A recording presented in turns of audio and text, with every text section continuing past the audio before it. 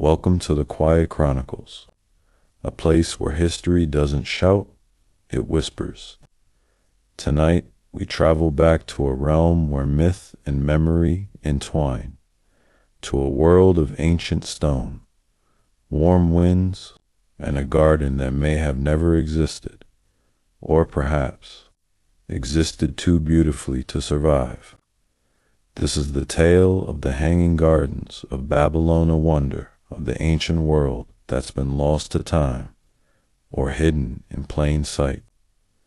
So, find a comfortable place to rest.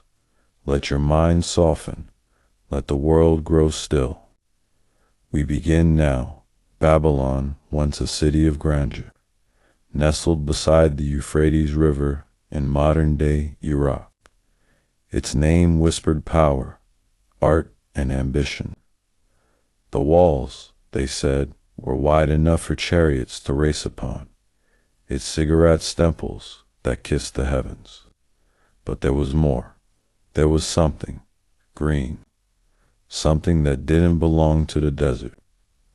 A garden, suspended, floating, clinging to terraces like a dream. But where did this story begin? The first whispers of the hanging gardens came not from Babylonian scribes, but from Greek historians, Strabo, Philo, Diodorus, Siculus. They described a marvel, terraced platforms stacked high like a wedding cake of stone and soil, lush trees and vines spilling over each level, irrigation that defied gravity lifting water to the very top. But oddly, no Babylonian records mention such a garden. No tablet, no drawing, no royal boast, only silence.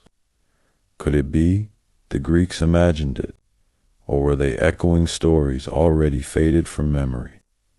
One tale claims the gardens were a gift of love. A King Nebuchadnezzar II built them for his queen, Amytis. She missed the lush hills of her homeland Media in the north, so the king, in an act of devotion, recreated her mountains. He made the desert bloom, a quiet rebellion against arid sands. Soil was lifted onto stone, shade trees imported, water hauled upward through pulleys and screws, a mechanical miracle, powered by longing, but still, number Babylonian evidence. Some historians propose an entirely different theory. The gardens may have existed, but not in Babylon. Instead, in Nineveh, capital of the Assyrian Empire, King Sennacherib, a century before Nebuchadnezzar, was known for his hydraulic innovations. In his own records, he speaks of an unrivaled palace garden, water brought by aqueducts across valleys. He even described a screw of bronze to lift water centuries before Archimedes. Could it be that the Greeks confused cities? Did time twist the truth? Archaeologists have scoured the ruins of Babylon. They found grand temples, royal streets, the Ishtar Gate, but no definitive structure resembling the gardens. Nothing terraced, nothing with stone irrigation. In Nineveh, however, they found aqueducts, stone basins, reliefs of garden-like spaces. But without definitive proof, the question lingers. A puzzle with missing pieces, scattered in the dust. So why does the myth endure? Maybe because we need it to. In a harsh world, the idea of a man building paradise for love, of a king softening stone for his queen, of greenery rising against the desert, it comforts us. The hanging gardens may have never existed, or maybe they were real in a way that doesn't need walls or bricks. They lived in the yearning of those who imagined them. Throughout history, gardens have symbolized many things: Eden, rebirth, peace, resistance.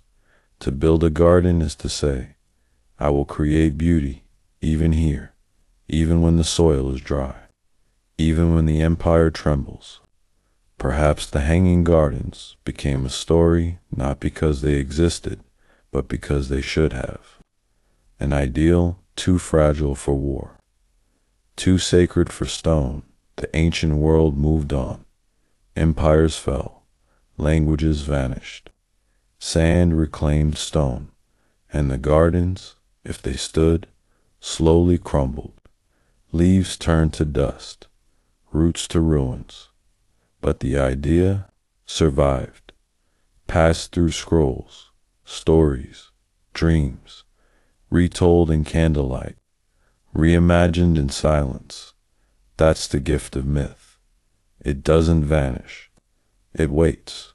So now, dear listener, we leave the banks of the Euphrates, the terraces of longing, the question with no answer.